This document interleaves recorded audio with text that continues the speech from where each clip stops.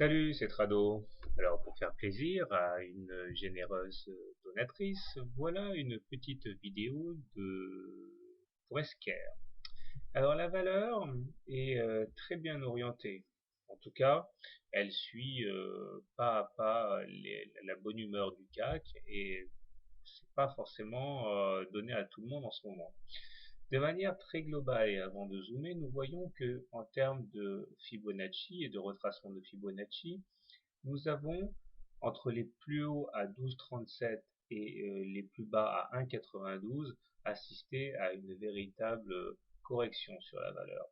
Mais lentement et sûrement, la valeur est parvenue à retracer les 23,6%, puis les 38% de Fibonacci. Cela signifie que l'objectif tout désigné à présent est le niveau supérieur de Fibonacci pour le retracement, à savoir le niveau des 50%, qui amènerait la valeur vers les 7,19. Alors, cela ne sera pas une mince affaire parce que pour parvenir à percuter ce niveau de retracement de Fibonacci, il faudra s'affranchir de deux éléments graphiques très importants, à savoir le canal marron ici qui a déjà fait l'objet de plusieurs rotations et qui arrive au contact de la bougie de cette semaine. Autrement dit, elle va commencer euh, à freiner l'évolution des cours. Et puis, il faudra surtout s'affranchir de la résistance à 6,73 ici qui correspond à un support très fort qui a été cassé ici en décembre 2007. Alors, je vais zoomer à présent. Euh, on voit également qu'au niveau technique, les choses sont très bien orientées puisque le MACD est au-dessus de son signal et positif. Le stochastique est également très favorable puisque lui aussi au-dessus de son signal, mais il est en zone de surachat au niveau des 88, donc au-dessus de 80 qui est la frontière du surachat. Et le momentum également est très bien orienté puisqu'il est croissant et positif. Je terminerai avec une petite remarque sur les Bollinger. Nous voyons que nous sommes en train d'inscrire un T2, c'est-à-dire une deuxième clôture consécutive au-dessus de la Bollinger supérieure. Ces clôtures et ces situations sont assez rares, hein, puisqu'elles ne correspondent même pas à 10% des situations. Généralement, les clôtures se font à l'intérieur des Bollinger.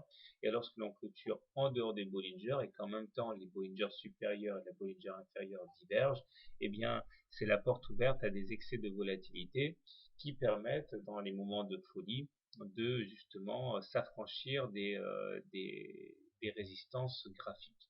Donc, le moins que l'on puisse dire est que la valeur est bien orientée.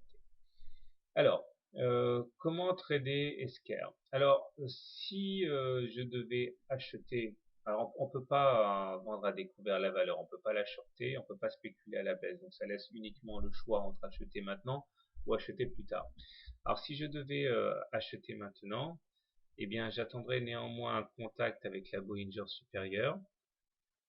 Je rentrerai à ce contact-là, l'objectif étant d'aller dans un premier temps aller chercher les 6,73. Mon stop loss se mettrait en cas de clôture à l'intérieur des Bollinger. Si par contre je voulais la jouer plus conservatrice, eh bien j'attendrai un retour sur la moyenne mobile à 20 semaines par ici, ce qui me permettrait de mettre un stop loss en cas de clôture sous la M20 et sous le canal marron, l'objectif étant une nouvelle rotation à terme dans le canal marron.